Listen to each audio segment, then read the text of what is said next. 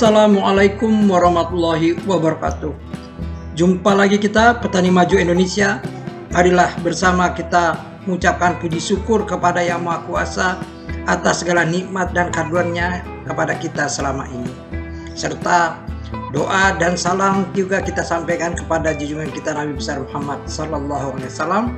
Juga doa untuk kita semua agar semua rencana yang akan kita lakukan bisa berjalan lancar dan sukses, serta kita mempunyai semangat dan motivasi yang tinggi untuk selalu melakukan hal-hal yang terbaik. Dalam kesempatan kita kali ini, kita akan membahas bagaimana rekayasa budidaya tanaman jagung untuk membuat tanaman jagung mempunyai tongkol yang banyak dan memiliki tubuh yang sama besar serta berbobot sehingga memberikan kualitas pipilan yang tinggi.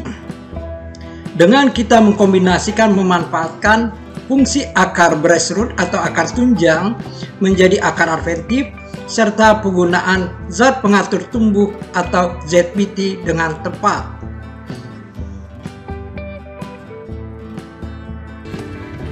Merekayasa teknis budidaya tanaman jagung agar bertongkol banyak dengan cara memaksimalkan fungsi akar nafas atau breastroots dan penambahan zat pengatur tumbuh.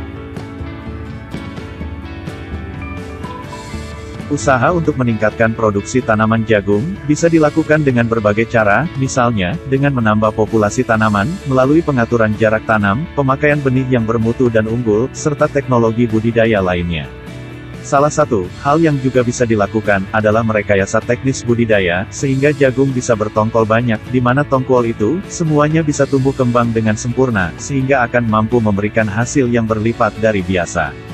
Hal ini merupakan inspirasi dari Bapak Insinyur Haji Dian Kusumanto yang beliau publikasikan melalui blognya di internet. Kami memandang hal ini perlu disosialisasikan sehingga bisa diuji cobakan dan diteliti secara masif pada multilokasi area penanaman jagung, di mana teknis budidaya yang dilakukan cukup sederhana, yaitu dengan memaksimalkan fungsi akar nafas atau breastroots dan penambahan zat pengatur tumbuh. Inspirasi tentang bagaimana merekayasa agar jagung bisa berproduksi maksimal sebenarnya sudah muncul pada saat ditunjukkan oleh seorang siswa bahwa jagung yang ditanam ada yang menghasilkan tongkol lebih dari satu.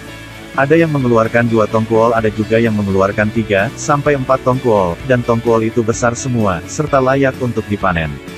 Memang, tidak semua hamparan menunjukkan gejala demikian, tetapi yang pasti, varietas yang ditanam itu, bukan jagung yang diklaim bertongkol 2. Meneliti terhadap tanaman jagung yang bertongkol banyak ini, diperoleh hasil, bahwa A. Postur batang, dan daunnya adalah yang paling tinggi dibandingkan dengan tanaman jagung di sekitarnya.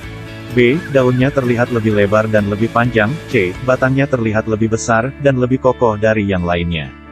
D. Pengamatan lebih seksama pada batang bagian bawah pohon jagung. Di bagian atas tanah terlihat ada tonjolan-tonjolan akar yang keluar dari ruas batang. Tidak seperti akar yang ada di dalam tanah, yang berupa serabut halus, akar yang keluar dari ruas batang ini ukurannya lebih besar dan terlihat kokoh. Akar ini disebut sebagai akar nafas breastroots atau akar tambahan, adventive roots, atau akar tunjang. Ternyata, ada hubungannya antara jumlah tongkol, L dan fungsi akar nafas ini. Ternyata ini bukan akar nafas biasa yang bukan sia-sia diciptakan. Dia bukan hanya sebagai penghias agar tanaman jagung kelihatan kokoh, ternyata akar ruas ini bisa juga tumbuh memanjang jika sudah menyentuh tanah. Jika akar ruas ini ditutup tanah, maka akar ruas ini akan tumbuh memanjang dan berfungsi sebagai akar serabut, yang juga menyerap berbagai unsur hara yang terlarut di dalam air tanah. Dengan berfungsinya akar-akar bantuan ini, maka translokasi nutrisi dan unsur hara tanah menjadi lebih banyak.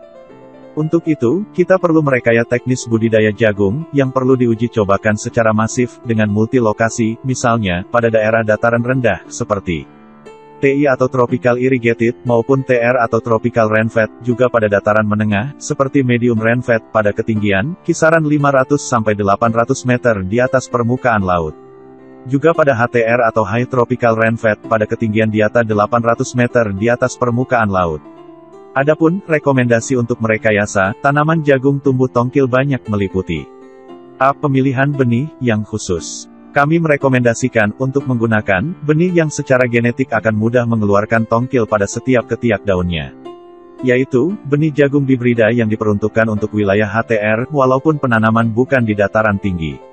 yaitu benih jagung NK6232, Pioneer P33, dan atau BC226.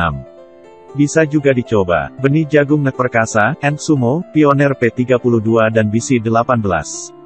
B. Perlakuan benih atau seed treatment. Selain penggunaan pestisida, yaitu fungisida dan insektisida, yang khusus untuk perlakuan benih, lakukan penambahan zat pengatur tumbuh atau ZPT, yang mengandung auksin, dan giberelin. C. Perlakuan khusus tanaman muda. Pertama, lakukan pembumbunan atau cone holding, sebanyak 4 kali. Yaitu, pada saat tanaman usia 7 atau 10 hari, untuk menutup grassroots pertama.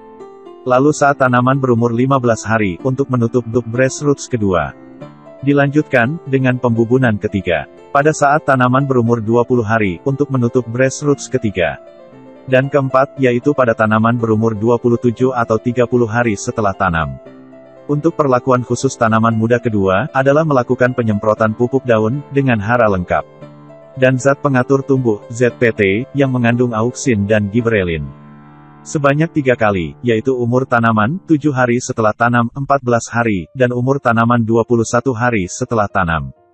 D. Penggunaan jarak tanam. Gunakan jarak tanam yang sedikit jarang. Dengan pemakaian 1 benih per lubang tanam. Kami menganjurkan menggunakan sistem konvensional dengan jarak tanam 80 x 30 cm. E. Pemupukan standar sesuai rekomendasi, yaitu saat penanaman. Urea 150 kg per hektar, TSP 100 kg per hektar, KCl 100 kg per hektar.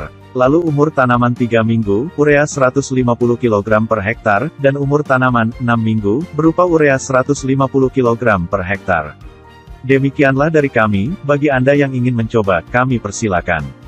Kami doakan berjalan sukses, dan kami tunggu publikasinya, semoga berkenan. Dan, selamat mencoba.